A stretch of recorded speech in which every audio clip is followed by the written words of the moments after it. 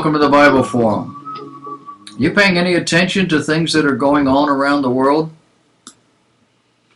Global events are beginning to spiral out of control. And all of this has created a resurgence in interest in what the Bible has to say about the last days. Throughout the scriptures, we are warned about apocalyptic events that will precede the second coming of the Lord Jesus Christ. And a lot of people are wondering if that period of time is now about us. All over the internet, people are engaging in all sorts of speculation, and lots of really bizarre theories are being thrown around. It's causing a great deal of confusion. But all this confusion is not necessary. You see, the Bible is actually very clear about what is coming. Jesus had quite a bit to say about the time just before his return, and he specifically instructed his followers to watch for certain signs. Do you know what they are?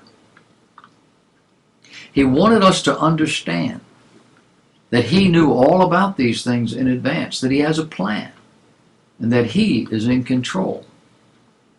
That consequently there's no need to fear. In fact, Jesus told us these things so that we would not be afraid. 3 of the key chapters where Jesus discusses the events of the last days are in Matthew chapter 24, Mark chapter 13, and Luke chapter 21. And here are the critical verses taken from Matthew 24, 5 through 8. Jesus speaking to his disciples, "Take heed that no man deceive you. For many shall come in my name, saying, I am Christ, and shall deceive many.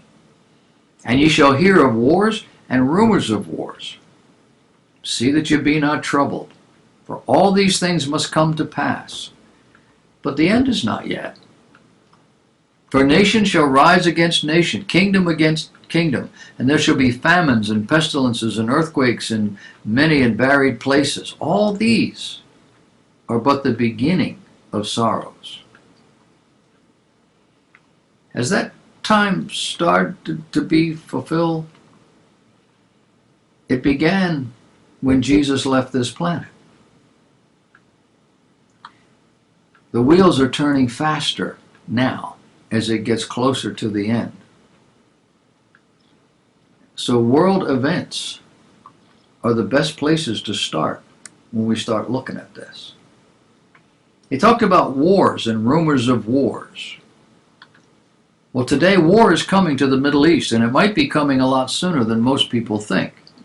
Israeli Prime Minister Benjamin Netanyahu is very eager to annex portions of Judea and Samaria before the U.S. election in November, and the coalition agreement that he reached with Blue and White Chairman Benny Gantz allows him to do that as early as July. In an emergency meeting in Ramallah last Tuesday, Palestinian Authority President Mahmoud Abbas announced that due to Israeli plans to annex parts of Judea and Samaria, all agreements with Israel and the U.S. are null and void. This would include the Oslo Accords, which has the basis for the establishment of the Palestinian Authority itself. And Jordan's King Abdullah just told a German newspaper that annexation, quote, would lead to a massive conflict with the Hashemite kingdom in Jordan, end of quote. What would happen if the Palestinian National Authority collapsed? Well, there would be more chaos and extremism in the region. If Israel really annexed the West Bank in July, it would lead to a massive conflict with Jordan. Number 2, there are earthquakes mentioned.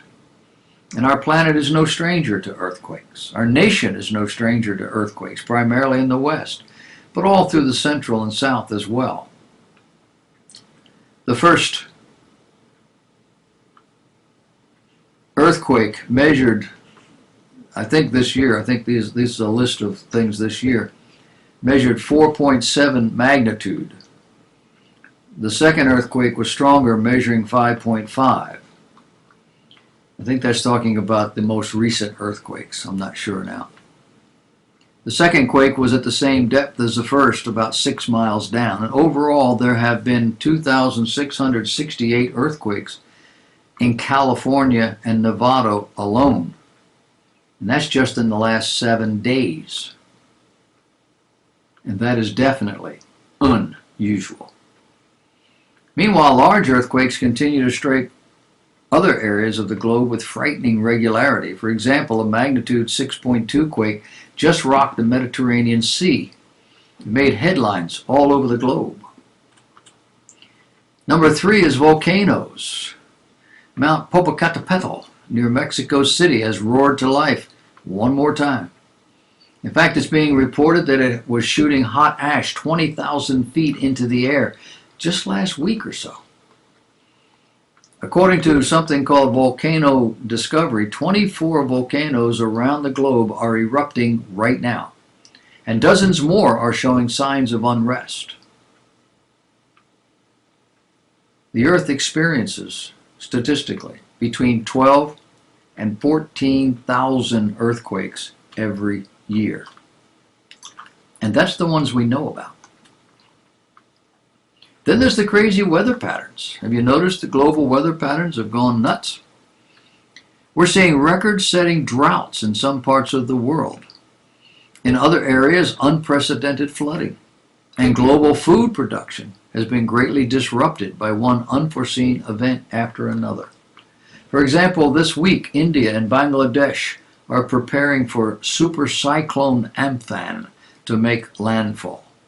Last Monday night, that storm officially became the strongest storm ever recorded in the Bay of Bengal.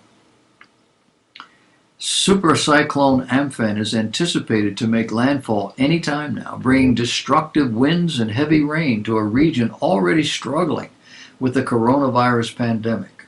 According to CNN, Super Cyclone Amphan officially became the strongest storm ever recorded in the Bay of Bengal just last Monday night. It intensified to 165 miles per hour. Even though Amphan was weakened slightly, the storm is still equivalent to a Category 3 hurricane with winds up to 115.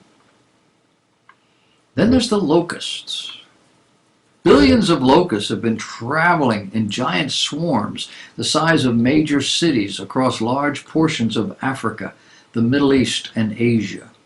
These mammoth swarms can travel up to 90 miles a day, and when they descend on a farm, they can eat all the vegetation in as little as 30 seconds. Terrifying footage of an apocalyptic swarm of locusts blocking out the sun in Iran has emerged after it was revealed the military could be called to fight a plague that may destroy at least $7 billion worth of crops. In Africa, there's something called the African swine fever. Before COVID-19 came along, African swine fever was the most serious pestilence affecting the planet. There is no vaccine, there is no cure, and it's killing pigs all over the globe at a staggering rate.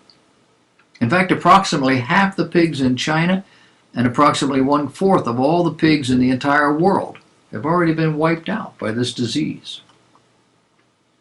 Famines, food riots. The head of the UN World Food Program, David Beasley, is publicly warning that we are heading into the worst humanitarian crisis since World War II. And he's telling us that this could soon see approximately 300,000 people literally starving to death every single day. He said, quote, "If we can't reach these people with the life-saving assistance they need, our analysis shows that 300,000 people could starve to death every day over a 3-month period." He went on to say this does not include the increase of starvation due to COVID-19. We've already witnessed very large food riots in Africa, and now they're starting to happen in South America. For example, check out what just happened in the capital of Chile, Argentina. Number 8, economic collapse. Countries all over the world have locked down their economies in 2020 due to the fear of COVID-19, and that has plunged the entire global economy into a deep recession. Here in the United States, more than 36 million Americans have already lost their jobs. The Federal Reserve Bank of Chicago says that the real rate of unemployment in the U.S. is now 30.7%. And the Federal Reserve Bank of Atlanta is projecting that U.S. GDP will fall by 42.8% in the second quarter of this year. And then there's the coronavirus plague, number 9.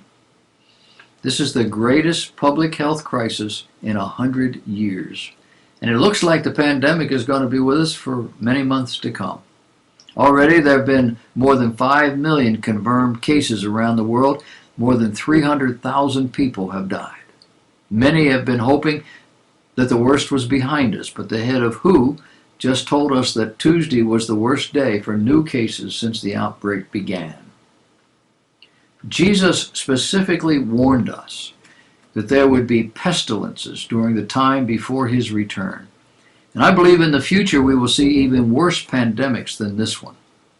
But even in the midst of all the chaos that's coming, God is still moving and will be moving. And the greatest revival in all human history is still ahead of us.